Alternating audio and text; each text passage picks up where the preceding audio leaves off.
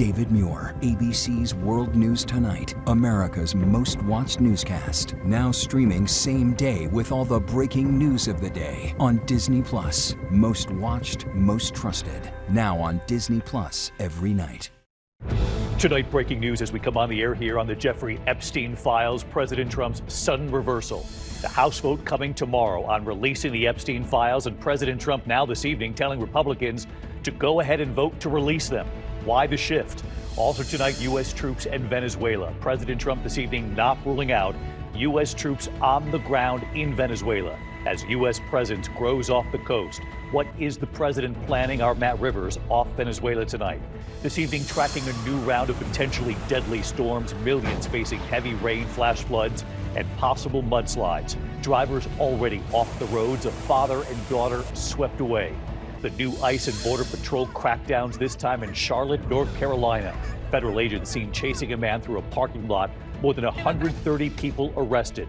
Tonight, the governor there accusing agents of stoking fear in the community. Tonight in New York City, the NFL player shot in critical condition, and new images this evening of the suspect wanted for the shooting. Tonight, more than 30 years after the murders of Nicole Brown Simpson and Ron Goldman, what ABC News has learned O.J. Simpson's estate has now agreed to. Tonight, the homeowner now charged after a cleaning woman is shot and killed through his front door. Authorities say she had gone to the wrong house. Tonight, the new images of the demolition of the White House East Wing as seen from the Washington Monument to make way for a new $300 million ballroom. The massive house explosion, at least 8 people hurt in the blast, nearby homes evacuated.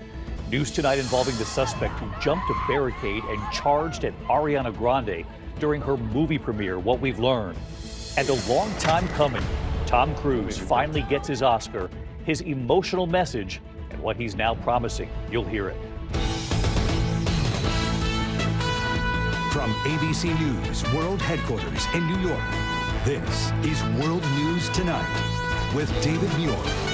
Good evening. We begin tonight with President Trump's sudden reversal when it comes to the Jeffrey Epstein files. It comes with the House set to vote tomorrow. It appeared many Republicans were going to join Democrats in voting to release the files. The president now calling on lawmakers to make the documents public.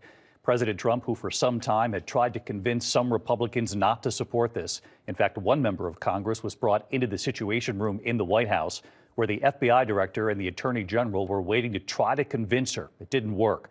The vote comes after the House obtained thousands of documents from the Epstein estate last week, including multiple emails with references to Donald Trump. Tonight, survivors of Jeffrey Epstein's abuse delivering new messages, pleading with members of Congress to finally make this happen. And tonight, President Trump is pressed. If the bill passes the House and then the Senate, will he sign it? Mary Bruce leading us off from the White House. Tonight, under intense pressure from his own party, President Trump suddenly reversing course, telling House Republicans to vote yes on a measure to release the FBI's files on sex offender Jeffrey Epstein, and saying if the Epstein bill passes the House and Senate, he will sign it. Sure, I would. Let the Senate look at it. Let anybody look at it. But don't talk about it too much because, honestly, I don't want to take it away from us. For months, Trump fought to prevent this, even though he promised during the campaign to release the files. First, his close ally, Speaker Mike Johnson, kept the House out of session for 54 days, effectively stalling the vote. He has nothing, he's never had anything to hide. The White House then tried to pressure Republican Congresswoman Lauren Boebert to block the vote from happening, even summoning her to the Situation Room to meet with Attorney General Pam Bondi and FBI Director Kash Patel. But Boebert didn't back down. It came as the House Oversight Committee released a trove of documents from Epstein's estate, Trump's name mentioned again and again. In one 2017 email, Epstein writing, "I have met some very bad people, none as bad as Trump, not one decent cell in his body. So yes, dangerous." In a 2018 text to an unidentified person, Epstein claiming, "I am the one able to take him down."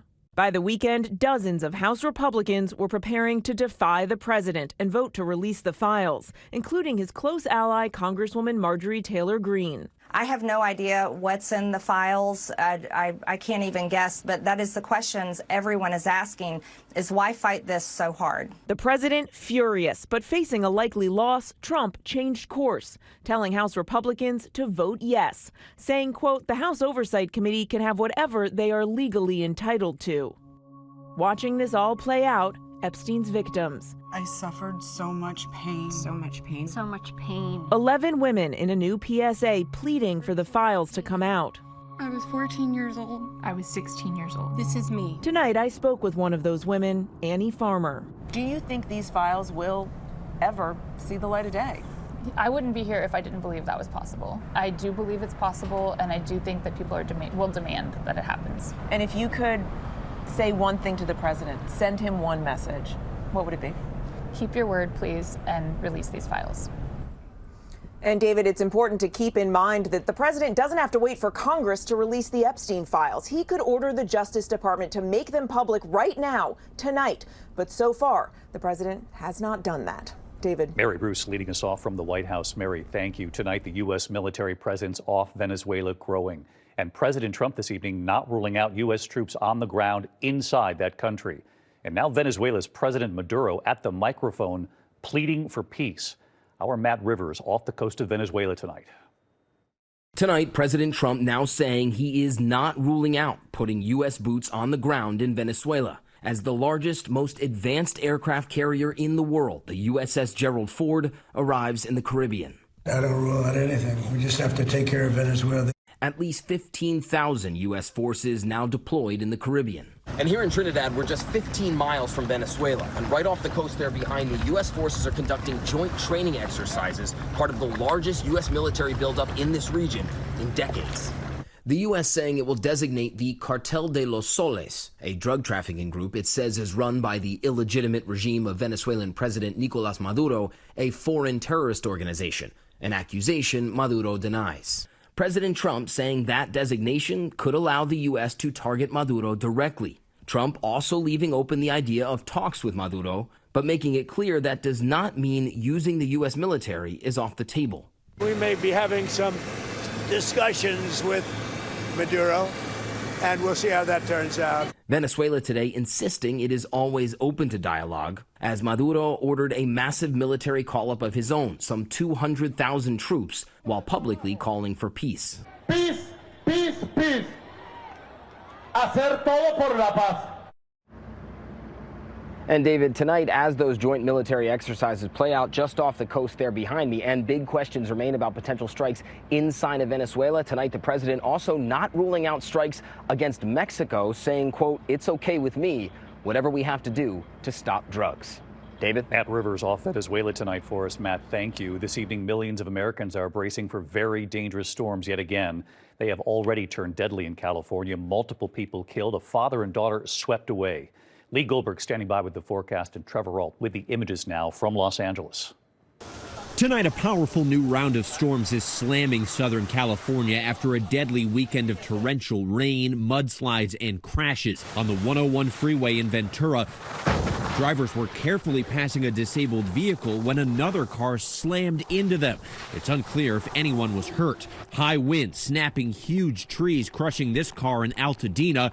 This gas station canopy collapsing in San Diego. And in Orange County, firefighters had to rappel down to save this man who told them he'd been swept nearly a mile downstream. Outside Palm Springs, heavy rain turned the desert to mud. More than 24 people had to be rescued from their cars. In the Central Valley, first responders in Fresno rescuing a man who slid off the road down a 100-foot embankment. And along the Central Coast, authorities in Monterey County found the body of a 7-year-old girl Sunday. She was swept away by a massive wave on Friday, and her father died trying to save her.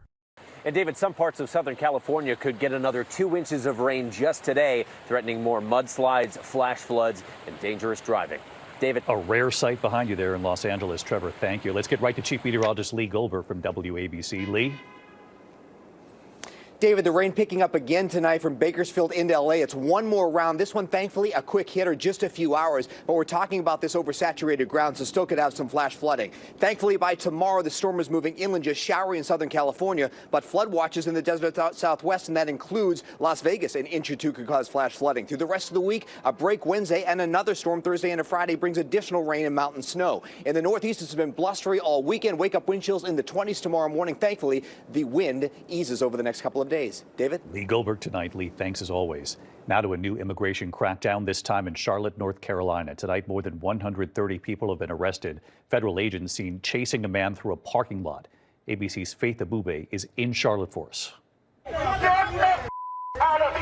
Tonight, growing fear and outrage across Charlotte, North Carolina after Border Patrol agents descended on the city, arresting at least 130 people in the latest illegal immigration crackdown. On day 3 of Operation Charlotte's Web, agents seen chasing a man through the shopping center parking lot. Why are you running after him? That man appearing to get away. The Department of Homeland Security says all those arrested broke U.S. immigration laws and some have violent criminal records or have removal orders.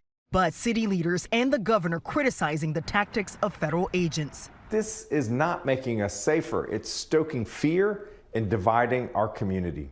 Agents seen here smashing one man's car window, ordering him to get out. DHS says he was interfering with their operation. That man telling our affiliate WSOC he was released after showing proof he's a U.S. citizen. Gloria Connor is also an American citizen. She says her grandson is afraid to go to school. I said, why are you scared? You born here. Grandma, I'm scared because them will send me to. Do you see them doing? Because we look Spanish. And David, New Orleans could be the next Democrat-led city to see this kind of immigration crackdown. Hundreds of federal agents could be on the ground by the end of this week. David. Faith Abubey with the Charlotte skyline there behind her. Thank you. In New York City tonight, an NFL player for the Jets has been shot. He's now in critical condition. Tonight, police releasing new images of the suspect. Here's Aaron Katursky. Tonight, an urgent search for this man in connection with the shooting of New York Jets cornerback Kris Boyd on a Midtown Manhattan street blocks from Times Square. It was just after 2 a.m. Sunday when the NYPD found Boyd, seen here, critically wounded outside a trendy night spot popular with celebrities and athletes. He was shot through the stomach, the bullet lodged in his right lung. Police say the suspect was with a different group that got into some kind of scuffle with Boyd's group. Police sources tell ABC News detectives are looking into whether the dispute started after someone tried to steal Boyd's necklace. Boyd has played in the NFL since 2019 with the Vikings, Cardinals, and Texans. He signed with the Jets earlier this year but has not played because of a shoulder injury. Tonight, his teammates are hoping for a speedy recovery. There's been a lot of answered prayers. It's a blessing to know that he's in stable condition, surrounded by his family, with just a lot of support around him. I can't wait to see his smiling face again. Boyd is stable tonight, David. Police sources tell us he was with other Jets players at the nightclub. Tonight, his teammates are calling him a fighter. David? Aaron Katursky tonight. Aaron, thanks. Now to the O.J. Simpson case. More than 3 decades after the murders of Nicole Brown Simpson and Ron Goldman, ABC News has learned tonight that O.J. Simpson's estate has agreed to pay $58 million to the Goldman family. Here's Pierre Thomas. Tonight, more than 30 years after the murders of Nicole Brown Simpson and Ron Goldman, the painful saga showing hints of accountability. Attorneys for O.J. Simpson's estate finally agreeing to accept a nearly $58 million claim from the Goldman family. The Goldman family saying in a statement the acceptance of the claim is a positive acknowledgement of the debt, but noting it does not constitute payment. And tonight there are serious questions about how much money the Goldmans will actually receive. The murder of Nicole Brown Simpson and Ron Goldman and the prosecution of O.J. Simpson are part of American lore.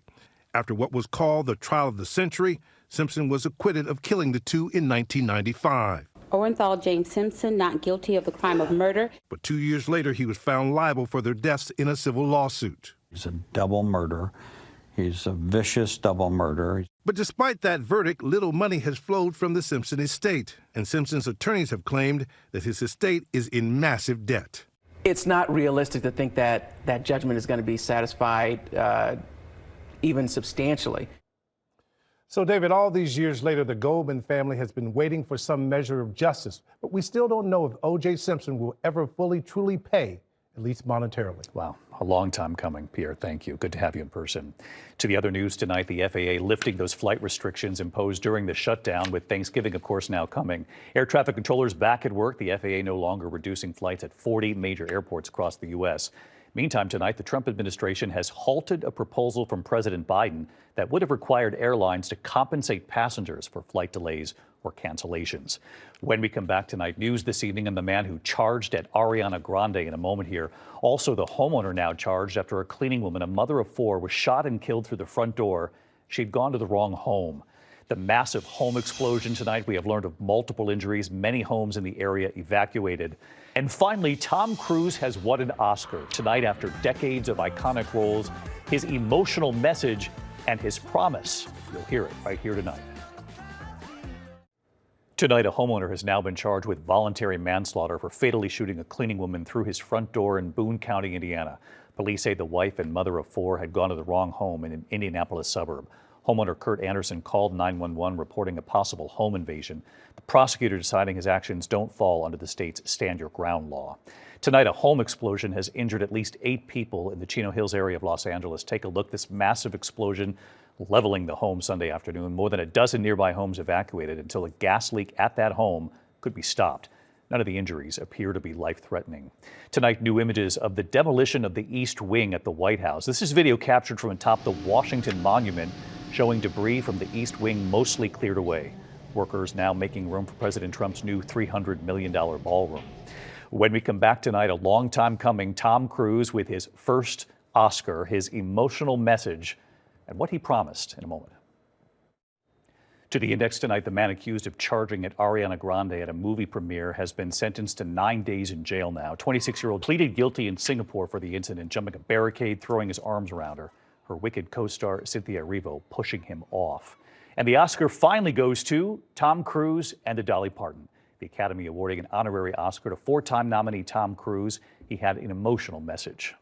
And I want you to know that I will always do everything I can to help this art form, to support and champion new voices, to protect what makes cinema powerful, and hopefully without too many more broken bones. That would be nice.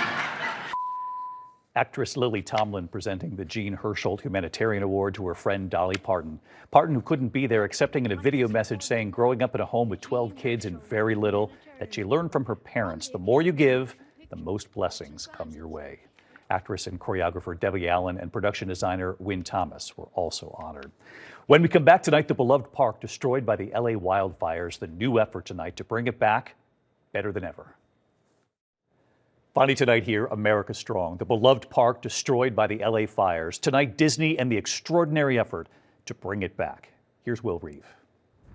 Tonight in Altadena, California, the extraordinary efforts to help this community rebuild after the devastating LA wildfires just 10 months ago. The empty lots, the charred ruins, but also the signs, Altadena Strong.